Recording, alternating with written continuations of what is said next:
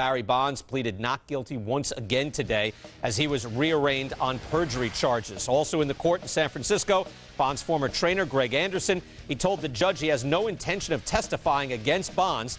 Judge Susan Ilston told Anderson he would be sent back to jail for refusing. The trial is scheduled to begin March 21st. Once again, we bring in Mark Fainer-Uwata, who is covering the proceedings in San Francisco. Mark, you tell us, what stood out to you today?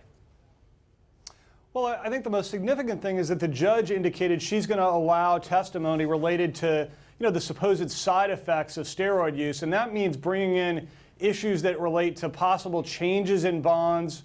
According to people like Kim Bell, his former girlfriend, we're talking about everything from, titillating issues like sexual issues, as well as changes in testicular atrophy they talked about. We're also talking about emotional changes that Bell will claim, that she's claimed in one incident, for example, that Bonds approached her, tried to choke her, and threatened to kill her. Those are the things that the government had been trying to get into evidence and that the defense had hoped to keep the jurors from hearing, but it appears the judge is going to let that evidence in. Mark, I mentioned Greg Anderson. He was in court today. You tell us, what was it like for you? What should we know about that? Well, the big thing about Anderson, no surprise. I mean, he showed up. The judge wanted him there to basically reaffirm his stance, as always, that he's not going to testify in this case. And indeed, that's exactly what he indicated. He's not going to testify. And the judge told him, look, okay, that's your plan, but come back here the day the trial starts, and I'm going to ask you once again, and if you refuse to testify, I'm going to jail you for the duration of the trial. And that's what's expected to happen.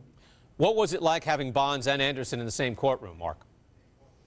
It was a very strange scene. I mean, I don't remember, in covering this case for years, I don't remember a situation in which the two have been together publicly, certainly not in court. When Anderson was called up before the judge, he walked up from the back of the courtroom, and Bonds' eyes were on him the whole time. I mean, he looked at him, he watched him closely, followed him up. Anderson walked right by him. It was really sort of a surreal scene. I mean, this guy who has held up the case in many ways for the prosecution, and who has obviously testimony that the government believes would be significant, but is ultimately not going to get entered because Anderson is refusing to testify. What did you learn, Mark, that can shed some light on what we can expect at the trial? Well, I think one thing that's clear is there's going to be a lot of objecting going on. I mean, despite the judge's indication that she's going to let a lot of this evidence in about side effects, one can certainly expect that the defense is going to argue vigorously to keep some of this evidence out. And I think one of the things that the judge indicated is she's going to wait and see how things develop at trial and make rulings as she goes. And so we're going to see, I think, a lot of bantering back and forth between both sides as they try to keep certain evidence out. All right, Mark Fainer-Uwata, again, covering the proceedings in San Francisco for us today. Thank you, Mark. My pleasure.